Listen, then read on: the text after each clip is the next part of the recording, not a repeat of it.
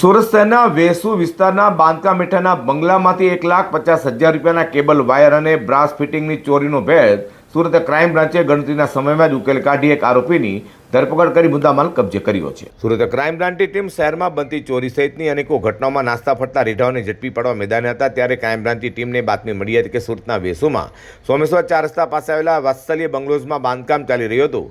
ત્યાં સ્ટોર રૂમમાં રાખેલા કેબલ વાયર, બ્રાસના કન્સીલ, અન્ય ફિટિંગ સામાન મળી કુલ 1,50,000 રૂપિયાથી વધુની ચોરી થઈ હોવાની વેસુ પોલીસ મથકે ફરિયાદ થઈ હોય.